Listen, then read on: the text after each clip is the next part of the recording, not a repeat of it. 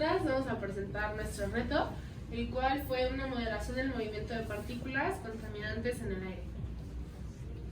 Soy Steffi Drobo, Pau, Dani, Fari.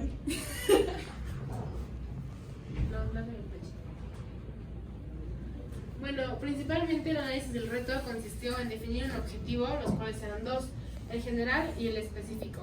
Como objetivo general, bueno, pues se tiene a tener un mayor entendimiento del comportamiento de las partículas, que cuando se desprenden y cuando suben como partículas de gases, intensifican la contaminación.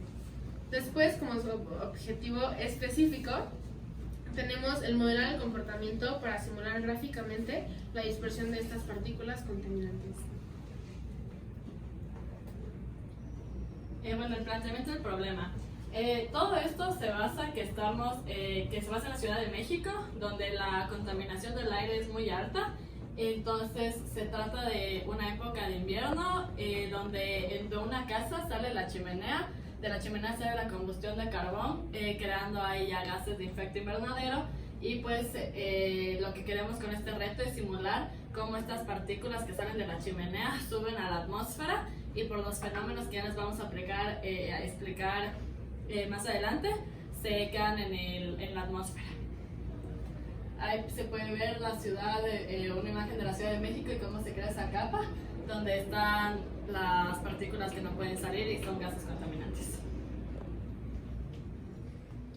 Ya. Primeramente debemos definir qué es una partícula para poder seguir la modelación del reto. Entonces, ¿qué es una partícula? Es el fragmento más pequeño de la materia que mantiene las propiedades químicas de un cuerpo, y las partículas se categorizan mediante su tamaño, y en el reto se especifican el tamaño de 2.5 y de 10. Bueno, como ya mencionamos, para la modelación que vamos a hacer sobre las partículas son de dos tipos, la PM10 y la PM2.5. Los números se refiere al diámetro que cada una tiene y se está hablando de micrómetros, o sea, es una medida muy pequeña. Y para específicamente nuestro reto decidimos escoger tres partículas, la de dióxido de carbono, CO2, la de metano, CH4, y hidrógeno 2, que pues sigue siendo hidrógeno. Estas tres partículas son PM2.5 y todavía son un poco más contaminantes, también aparte del medio ambiente, también para el ser humano, porque debido a su pequeño tamaño entran más rápido en las vías respiratorias, causando un mayor efecto en la salud a nosotros los humanos. Bueno, entre los fenómenos y los efectos que empeoran y que causan principalmente que las partículas se queden en el ambiente es el efecto invernadero. Entonces, bueno, este efecto no es el que deja que haya vida en la Tierra, porque mantiene a la Tierra caliente, y si no hubiera una temperatura cálida, la vida no pudiera existir. El problema es cuando el humano crea demasiado estos gases que se retienen y hay un exceso de estos gases, entonces ya no se cumple un ciclo natural que sería el positivo del efecto invernadero, y ahí es cuando ya entran problemas de salud y del calentamiento global, que bueno, ya sabemos cómo es el descongelamiento de los polos, entre otros. Ahí está un poco más explicado cómo son las etapas del efecto invernadero. El dióxido de carbono es uno de los gases que más existe en este efecto. Bueno, ahora les voy a explicar la inversión térmica. Este es un tipo de característica que toma la atmósfera cuando la temperatura del aire, en vez de descender mientras subimos en altura, que es lo normal, la temperatura va ascendiendo cada vez más, y esto hace que la densidad del aire sea mayor, lo cual se relaciona directamente con la temperatura. Y esto es lo que hace que las partículas se mantengan atrapadas en la atmósfera y no puedan salir.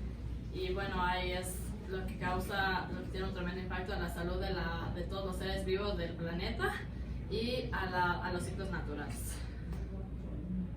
Ahí se puede ver cómo la situación normal es que del aire caliente se pasa al aire frío y vaya al aire muy frío, y las partículas y los gases puedan salir de la atmósfera, pero por la inversión térmica hay aire frío y aire caliente en el medio, entonces las partículas no pueden salir y se quedan rebotando en el mundo. Bueno, como general, se hizo trabajar con dióxido de carbono, pero también entre las partículas de estos dos tipos existe el hollín, la ceniza, el metal y el cemento, y bueno, muchas de ellas también salen de la chimenea, que es de donde se trata el reto, siendo más específicos. Bueno, las características de los gases modelados en el programa son, como ya mencionamos anteriormente, vapor de agua, metano y dióxido de carbono. En sí, el vapor de agua lo tomamos debido a que estos tres gases son los que más influyen en el efecto invernadero, y sus consecuencias es dañina debido a que la multiplicación de las moléculas de agua hace que la capa de ozono, que ya tiene un agujero, aumente debido a la multiplicación de estas partículas. De ahí el dióxido de carbono, que es el que, como ya mencionamos, está más presente, es el responsable principal y se da debido al uso de combustibles fósiles, y se da también a todo tipo de procesos de combustión. Y el metano, que principalmente se encuentra en las zonas pantanosas, como el cultivo de arroz, y también en las emisiones desde el tracto intestinal del ganado, como las vacas. Bueno, también escogimos el hidrógeno porque en muy altas concentraciones, basada en los combustibles fósiles, hay una fuga de hidrógeno en la atmósfera, y está aumentando un 10 y un 20%.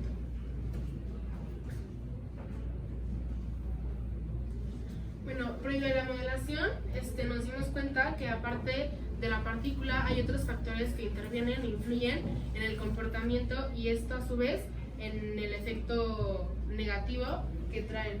Y bueno, los factores que tomamos en cuenta pues fue el coeficiente de arrastre, la velocidad inicial con la que se desprende la partícula de la chimenea, la gravedad, dos constantes que tomamos como C y D, un ρ inicial, un ρ final, y para la partícula en específico, que era lo que variaba, y lo hicimos dependiendo de las tres partículas que escogimos, pues fue la masa, el volumen, el radio y la densidad. Con relación a la masa, como la partícula es muy pequeña, pues el programa no funcionaba, por lo que tuvimos que cambiarlo y trabajarlo como un conjunto de partículas, siendo una masa más grande.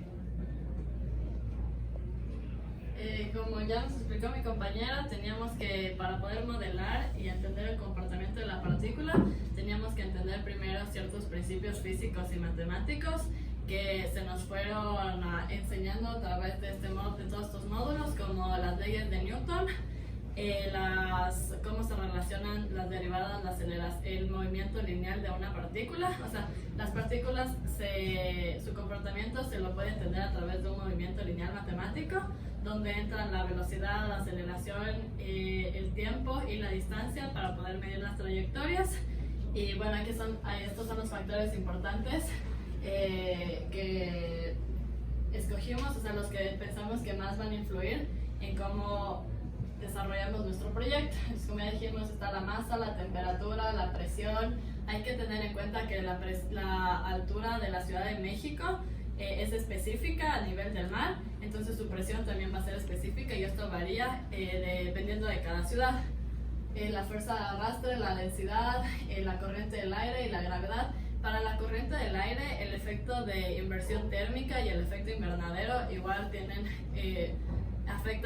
impactan de manera grande la fricción que va a tener el aire con las partículas, y esto también va a impactar la velocidad con la cual las partículas van a subir o descender. Bueno, este fue el modelo que hicimos en MATLAB. Aquí está lo que se quedó fue el coeficiente y los datos del modelo, que son pues la gravedad, la constante C, la D, Rho inicial, Rho final y la A. Todas estas son valores que ya nos habían dado en el programa, entonces fueron los que dejamos. Claro, cambiando la altura sobre el nivel del mar de la Ciudad de México. Y pues estos datos del modelo cambiarían si tú quisieras hacer una modelación en un lugar diferente. Pero aquí ya... Listo, esta es la modelación del CO2, que entonces lo que nosotros cambiamos fue el radio y la densidad. La densidad la tomamos de una tabla de una página confiable, en donde tomamos la densidad a baja temperatura. Entonces, el radio, como ya había explicado Pau antes, es muy chiquito, entonces lo que nosotros hicimos fue obtenerlo de un conjunto de partículas. Ya, entonces ya, pues con todo esto lo aplicamos también en el metano, cambiándole pues su densidad también a temperatura baja.